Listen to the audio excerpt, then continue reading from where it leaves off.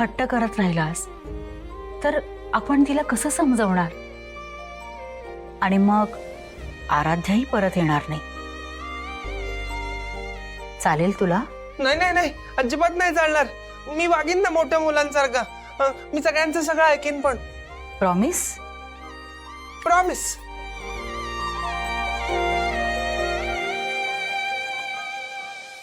मग आता गोळी घेणार? औषध तर घ्यावंच लागेल ना. हा. औषध घ्यायलाच पाहिजे.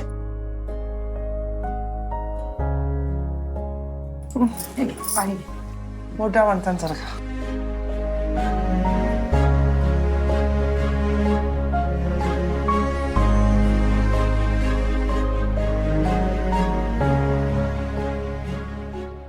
नाहीये, कडू नाहीये. मोठ्या मुलांना कडू नाही लागत ना. हो ना. ते इकडे ग्लास. शाण माझं बाळ ते. किती प्रेम आहे हिचं श्रेयसवर.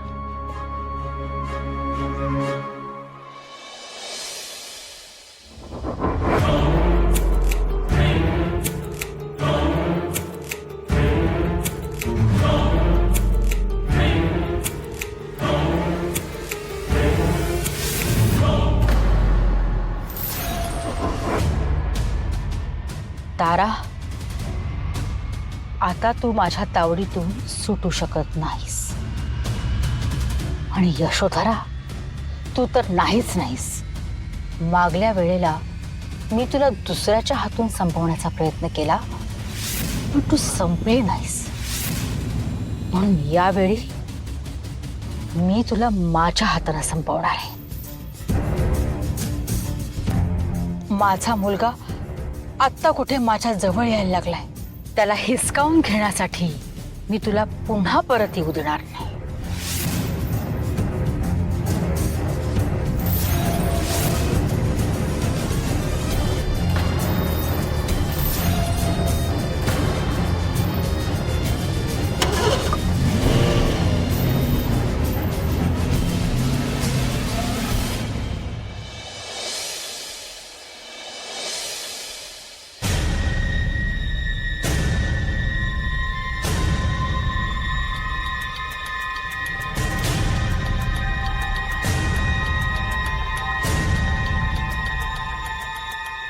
मी आले यशोधरा. आता तू माझ्या तावडीतून सुटू शकत नाहीस.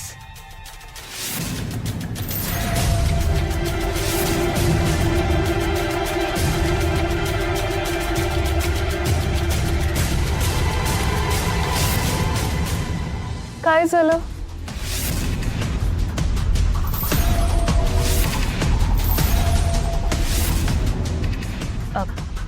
काही नाही. कोणाला शोधताय?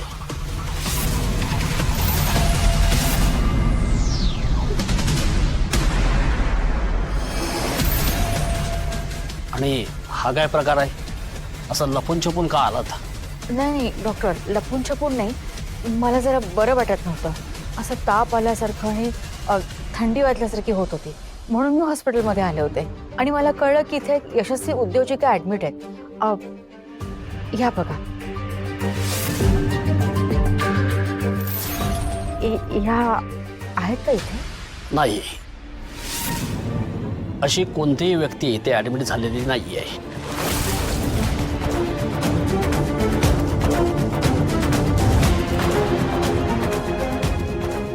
आय थिंक तुम्हाला कोणीतरी चुकीची माहिती दिली आहे.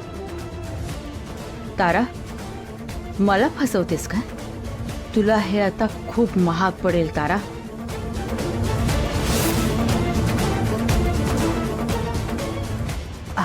बरं ठीक आहे. धन्यवाद.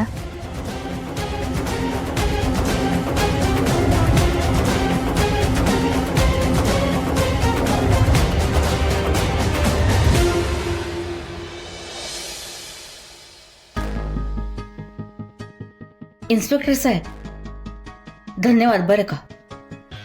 तुम्ही मला परवानगी दिली त्याबद्दल. मला माहित आहे की मी कालच इथे येऊन गेले हिला भेटायला आणि आज परत आले. पण काय ना, ही आमच्या घरची सून आहे. हिने जे काही केलंय ते फार भयंकर आहे. पण पण आमचं दुर्दैव असं आहे की आमच्या श्रेयसची मानसिक अवस्था फार कठीण आहे. तुम्ही काल पाहिलंच आहे. आणि श्रेयसला तिचा फार लढा आहे. ही नसेल तर तो फार अस्वस्थ होतो.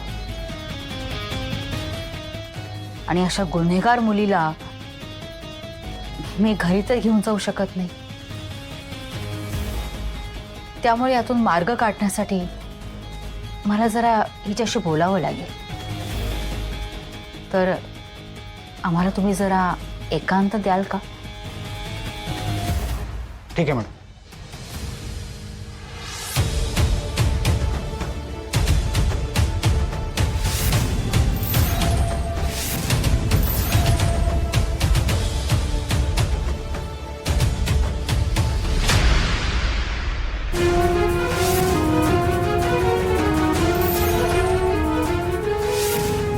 मला नाचवतेस? हा? यशोधराला शोधण्यासाठी मला इकडून तिकडून फिरवशील आणि तुझ्या तालावर नाचेल असं वाटलं मी? हा?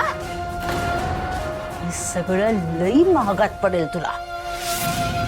जास्त हुशारी केलीस ना तर इथल्या इथे मारून टाकीन मी.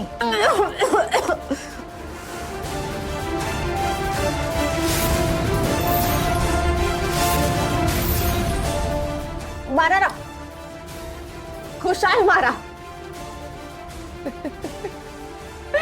पण जर मला मारून टाकलं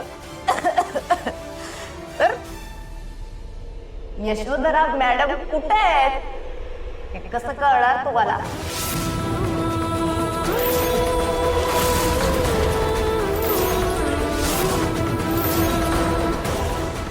विचार करा,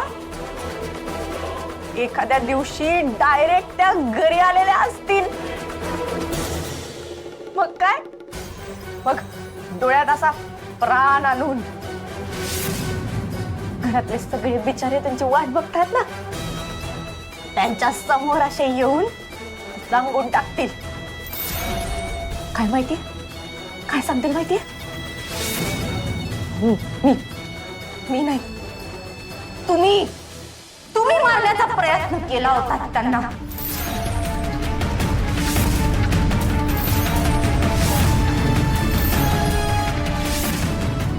गप्प बस.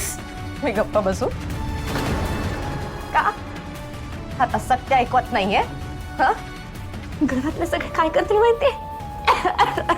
काय करतील माहितीये? इथं या जेलमध्ये तुम्ही मला ठेवलाय ना, इथं तुम्हाला आणून ठेवतील. कशासाठी माहितीये? माझा खून करण्यासाठी आणि